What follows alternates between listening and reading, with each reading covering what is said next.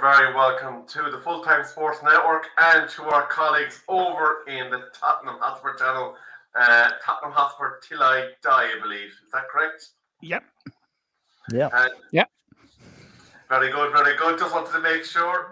It's been a while since I've appeared on this channel, but my name is Rebel and I am one of the co-hosts on Full-Time Sports Network and the Main Night Agenda, and I'm delighted to be joined by Philip, Dermot, and of course, Colin.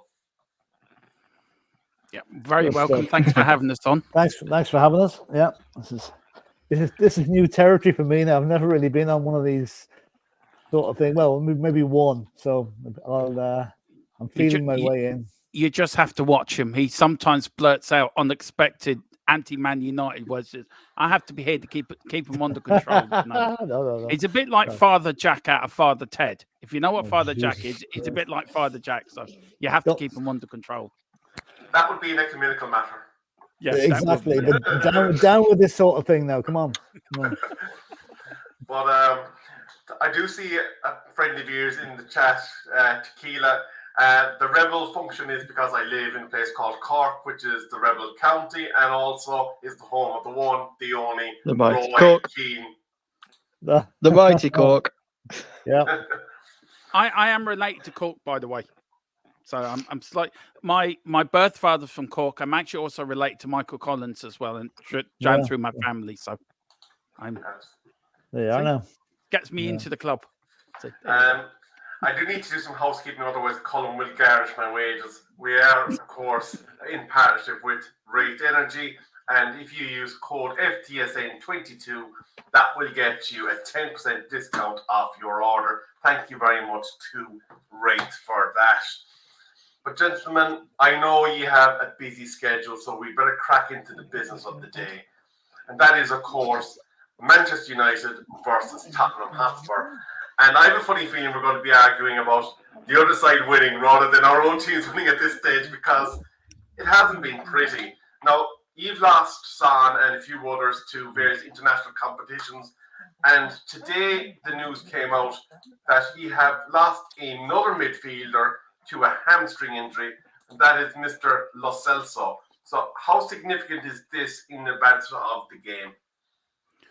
I'll let you go first on that. I'll let you take that one, Philip.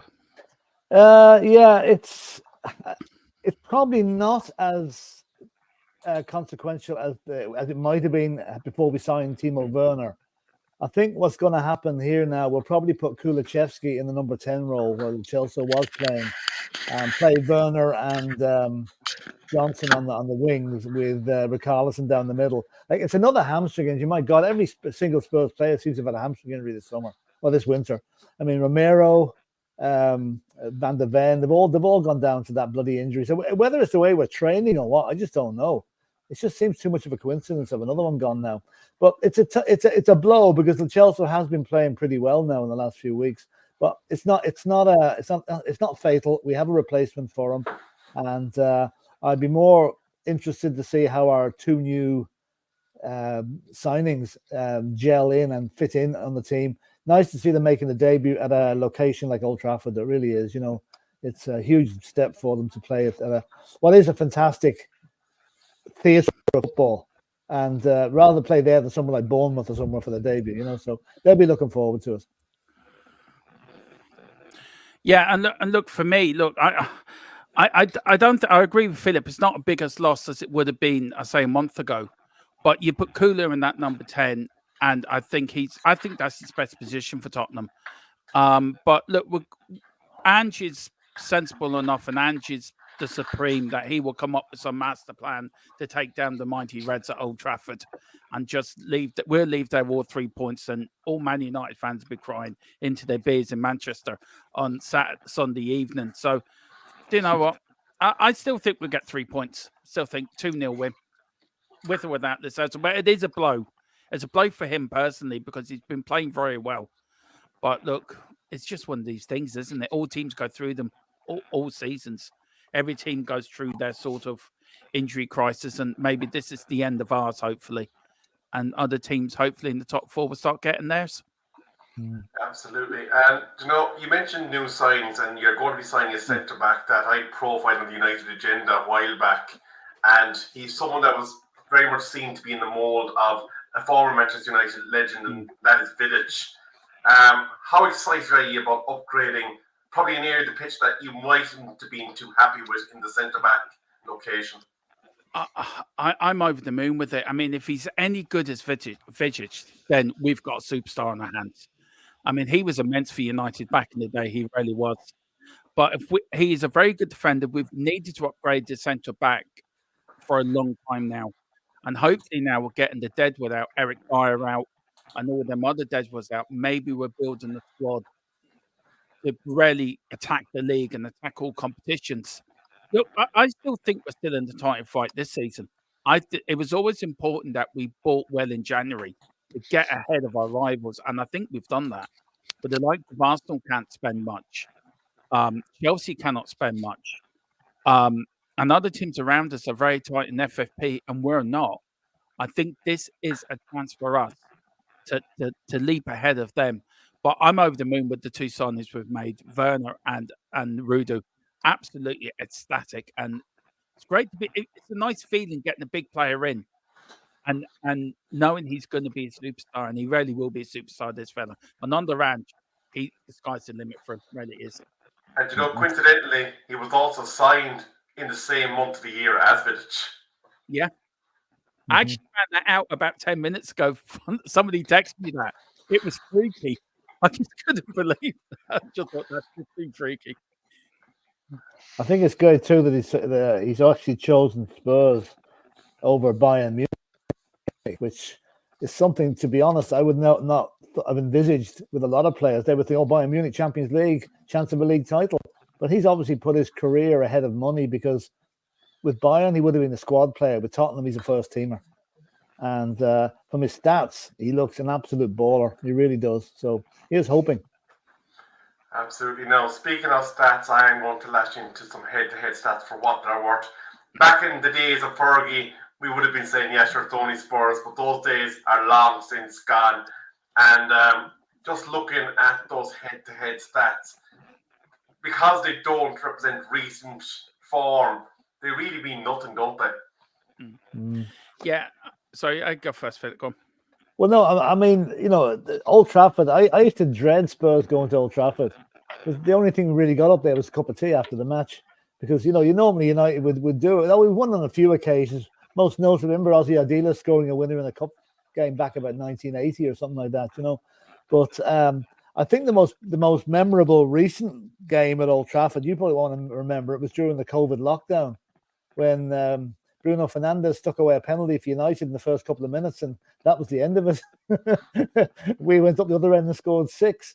Now, I don't think that's going to happen on Sunday, but I think it's strange to be playing United, who I won't say they struggled to beat Wigan the other night, but they weren't comfortable for a lot of the time. Or the shooting wasn't great, anyway, that's for sure. So I think Spurs will go up there with a lot of confidence. And I'm always a glass half full person, but in this occasion, I have a sneaky feeling we're going to share the points on Sunday. For me, it's 3 points all the way. 3 points all the way. We're going up there. We shouldn't fear. Look, I can accept back in the day, you would be scared. And I always said, Jesus was a baby the last time we won at Old Trafford in the Fergie years. I mean, we never won up there. But I don't think we should go up there on Sunday full of confidence that we can get a result up there. We shouldn't fear anyone. And I do believe that we've got the players that I think United at the moment, whatever they're going through, I think they're scraping the bottom of whatever barrel they're in. And I think it can only be only way up now to the start of next season. But I feel that there is is that you laughing, Colin? Yeah, it's me laughing. That. Yeah. Oh, God. But I do feel, I don't know what you guys think about United, but I do feel if you get it right in the manager's role, I think United will get it right themselves. And I think you've got to look at Tottenham to look at the example that we've done with Ange and where we've set ourselves up. Ange has changed the culture in Tottenham. He's changed the culture of how we play, how we act, how we do our business. And I feel United have gone away from the Fergie way of the way that you did business. You very much modelled on the Busby era of Manchester United, where you had that link with Bobby Charlton to the past, where Fergie kept that going, if you know what I mean. And I feel with the managers you've had since Fergie, you've lost your way like we have, but we found it again under Ange. And I think you need a manager like Ange to, I think, sort of find your way again. But coming to Sunday, we should win. There should be no doubt in my mind we're going to pick up 3 points against you lot on Sunday, and it'd be lovely to get one up at Old Trafford as well. Colm, I'm going to kind of pick up on that point with you.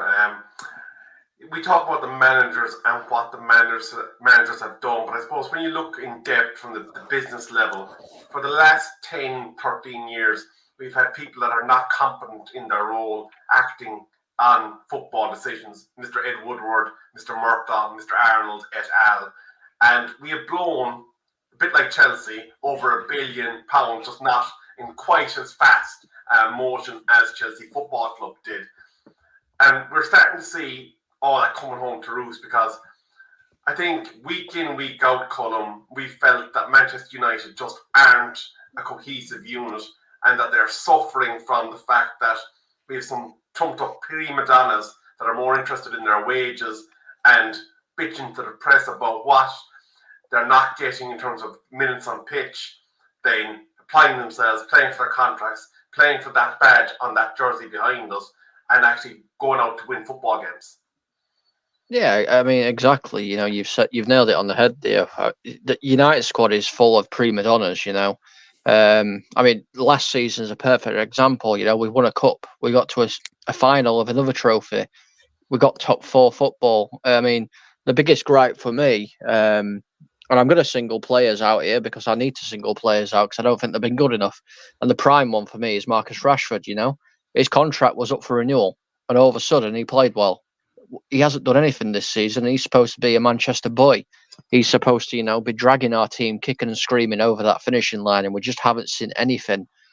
I mean, when you look at the hierarchy as well, like you said, we've had a bunch of monkeys, trying to lead what was once a great football team forward, and all they've done is make us, into the equivalent of Halifax Town. It's disgraceful. It's absolutely disgraceful, and things have to improve. They need to improve. We have got a good manager. Erik ten Hag is a good manager, but he needs the support around him. And unfortunately, when you haven't got football people in positions where they need to be, such as directors of football and everything like that, then it's a recipe for disaster, and it's not going to work. Very true.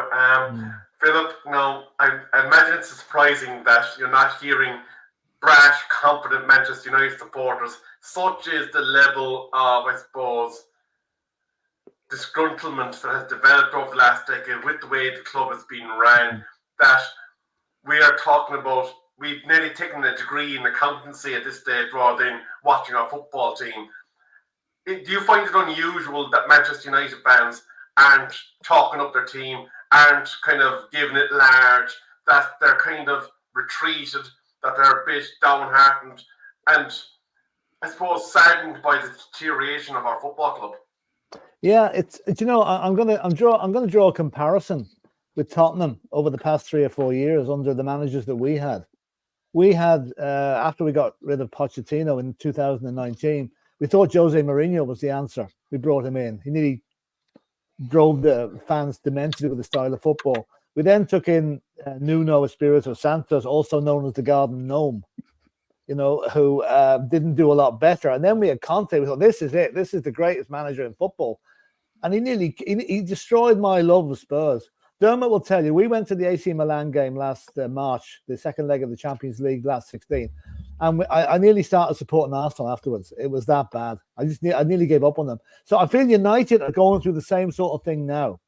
And I think all it will take is a bit of gumption by the board, whoever that may be, with Ratcliffe in there now, whether he's got any more can influence the forward motion of the club. I think Ten Hag is a good manager, but is he the manager to get you out of this rut? Maybe not.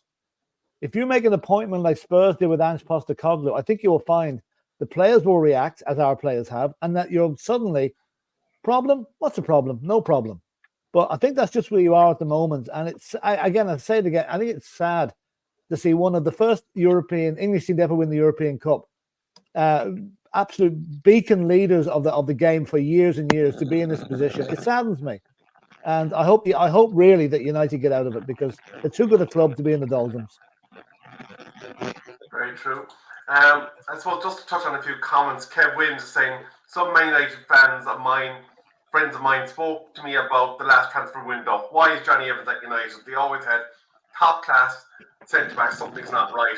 Well, the something that wasn't right was they hadn't a pot to pee in, because they'd blown their wad on commercially viable players rather than players that fit to a system, players that wanted to play for that badge. And Tequila gives us the example of Anthony. And the one thing, and I'm going to ask the opinion of our neutral friends in terms of Manchester United Football Club, when he was identified first day, Anthony was valued somewhere around 30 million. Could have been got for 35 million euros. But because of pondering FC and kind of considering and reviewing and whatever nonsense Manchester United Football Board were up to, by the time they went to go for him, he was at a stage where Ajax couldn't replace him, so they demanded top penny.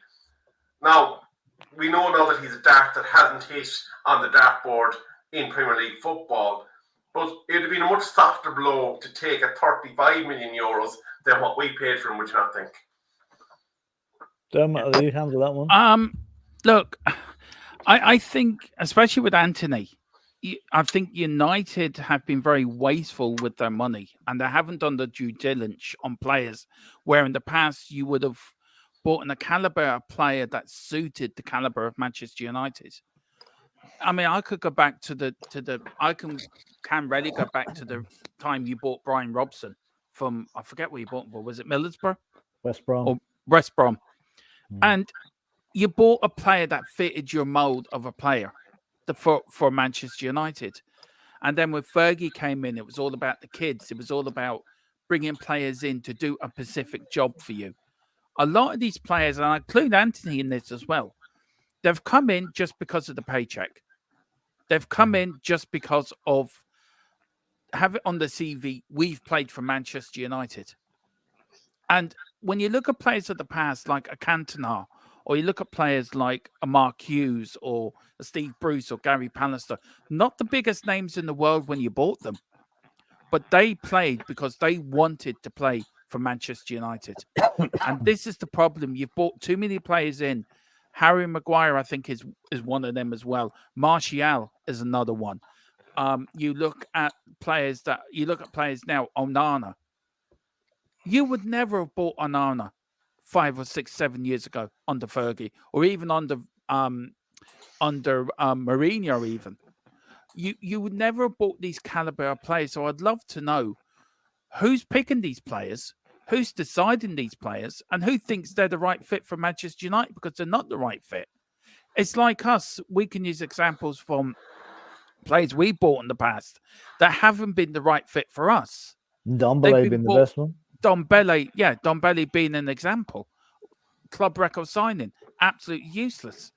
So I think you've got a severe problem of your scouting network. I think that needs to be restructured to get back to basics. And I think if Ratcliffe can do one thing at United very quickly, it's to get everyone back to the bare basics of what Manchester United's about. What were they founded on? What was the team? What was Manchester United built on? We've got that now with Anne. She's brought us back to our basic roots of what Tottenham Hotspur is about. To dare is to do. Follow our motto. You look at Man United; they need to go back to their roots and find why did a couple of rarer men form Manchester United? As Philip said, first club to win a European Cup. The first, I think, team to go, apart from Tottenham, to go into the European Cup as well. Matt Busby fought the Football League back in the day to get United into Europe. And I think as a club, I don't know how you, Colin, feel, but if this was Tottenham, I'd be very disillusioned, which we were. I'd be very upset. And for me, I echo what Philip said. United are too big of a club to be where they are. They are the beacon light of the Football League. But I think Fergie must be pulling his hair out watching this and seeing what's happening to his team. He must be in the absolute bits. I suppose when you look back at it, do you remember when we had Irish owners at Manchester United Football Club?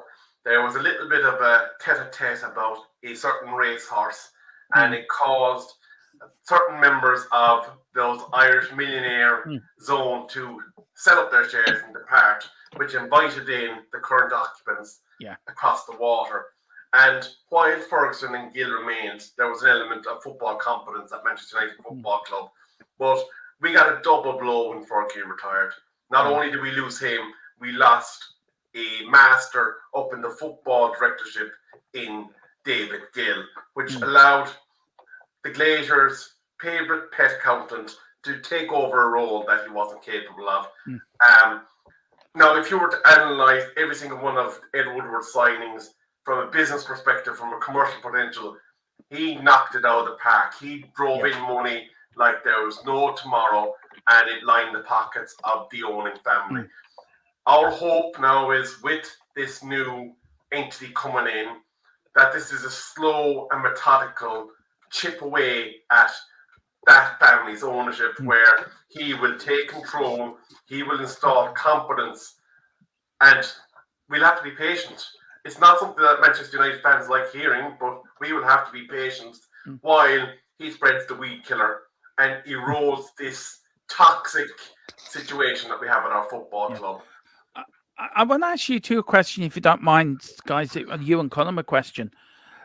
If you look back at Man United, me and Philip talk about the history of Tottenham, don't we, Philip? We go back. I asked you questions about back in the day, and we can remember our club nearly going out of business back in the early 90s after winning an FA Cup. What's it going to take, do you think, for you to get rid of the Glazers? And if you miracle. What do you want in its place? Do you want to go back to the Fergie years? Do you want to go back to, as I said, your roots, what Manchester United is about? Or what do you want as fans? What do you want to replace the Glazers and Manchester United? It's a loaded question, that.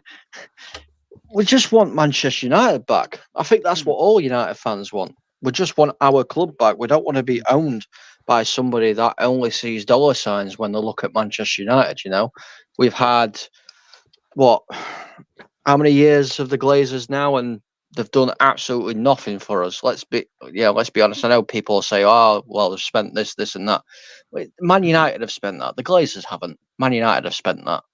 You know, we want somebody that actually cares.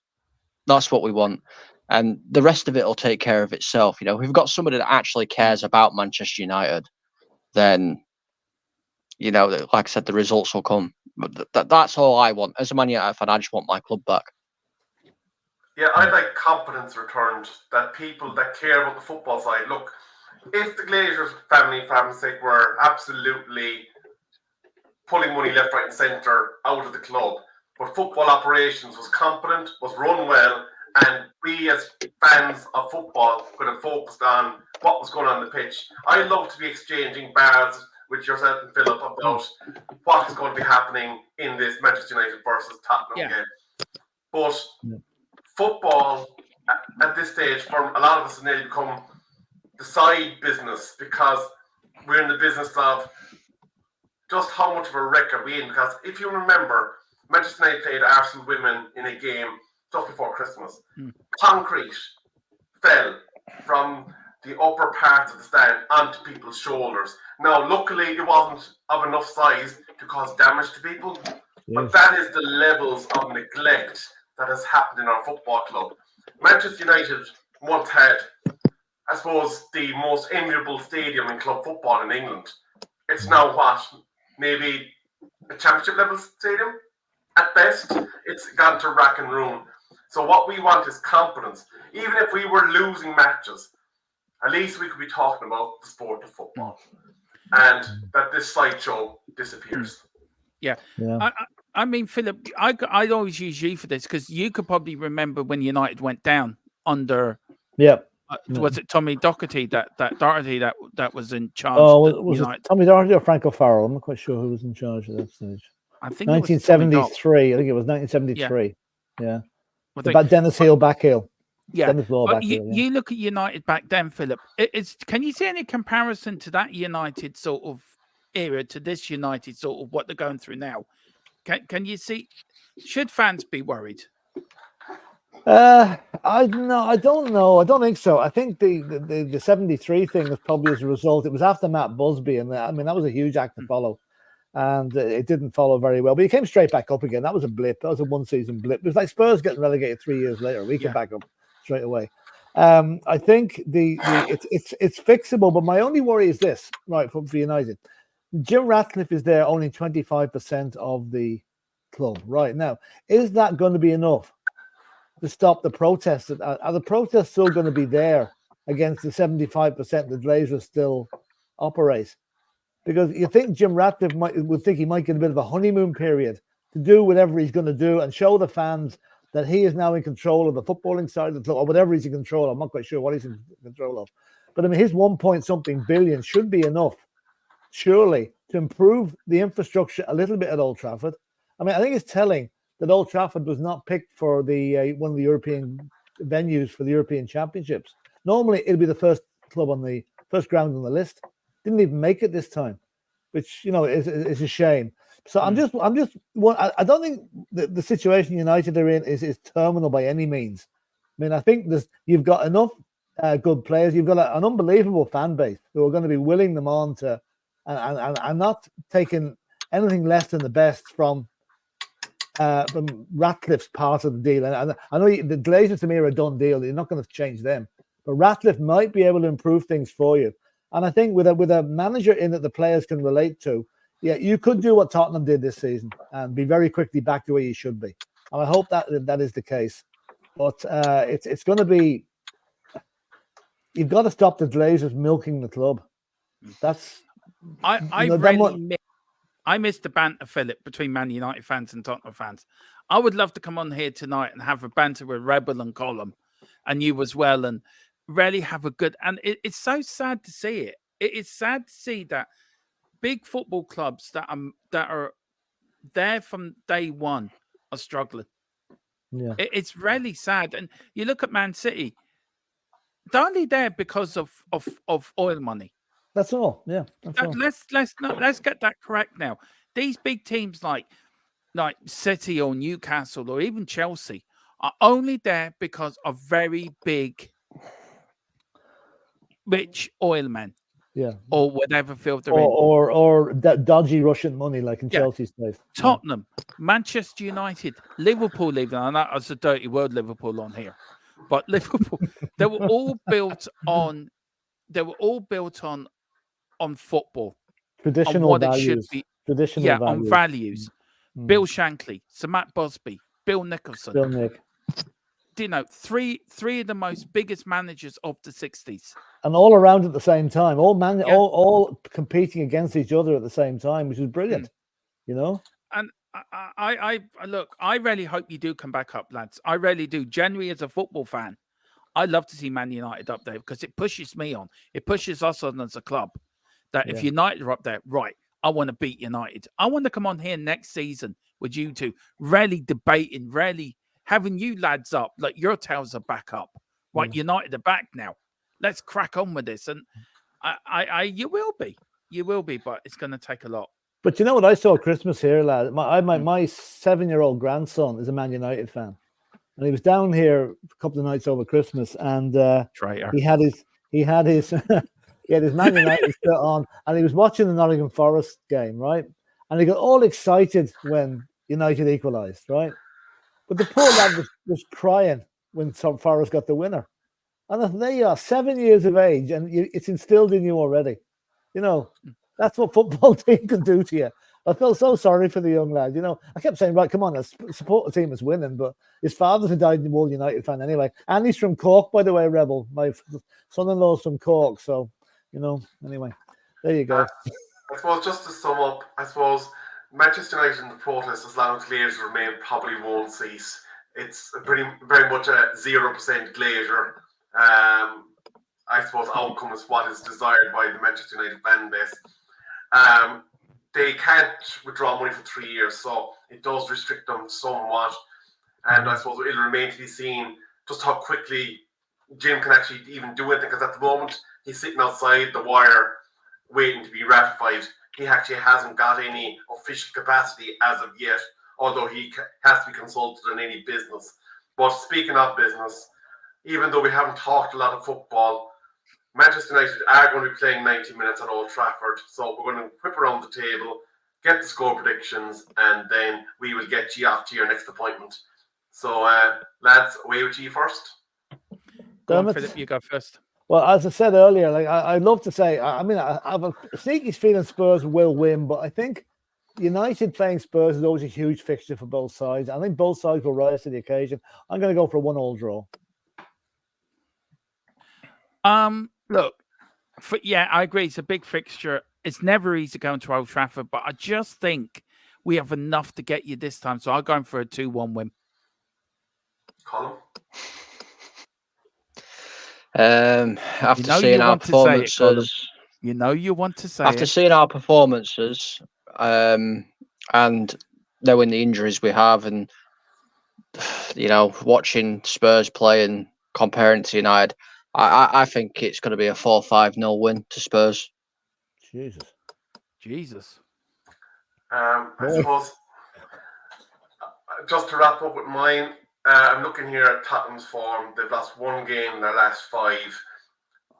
Even without Son and players that they've lost, when I look at the players that even that we're missing, whether or not they'd have made a difference to the fixture, and given the way that we have struggled to even beat the most rudimentary of opposition like Wigan, we should have been putting them to the sword and being gone out the gap at half time. I can't see anything but a Tottenham Hotspur win, probably by 3. Jesus. Yeah. Not very confident. You're the only. You're not even a Man United fan, Philip. You're more confident than they are. Yeah, well, I'm normally fairly. I don't. Well, yeah, okay. We'll see. That's all I can say. I'm a bit shocked by all that now, to be honest. But we'll see. Oh. Anyway, listen. All I can hope is that it's another game in the tradition that these clubs, should be beacons for the good flowing attacking football that we're famous for. Both clubs are famous for. We will be back. They will be back, and we'll be back. Yeah, again. absolutely. We'll be back with you again, and you'll be back there and dominating. And who's going to win at Old Trafford? Who's going to win at the Lane? Yeah, United will be back there. So we owe you a few beatings. Let's all go off now and start cheering for Fulham. Yeah, absolutely. Yeah, exactly. I'm going to cheer for Liverpool. Just to be awkward. Gentlemen, it has been a wonderful football conversation. Hopefully, the next time that we chat in this squared circle, we will be talking more football and less business. But that is it from us here on the Full Time Sports Network. Thank you, Philip. Thank you, Dermot. And Pleasure. Thank you, Colin. Pleasure. No, thank you. No worries.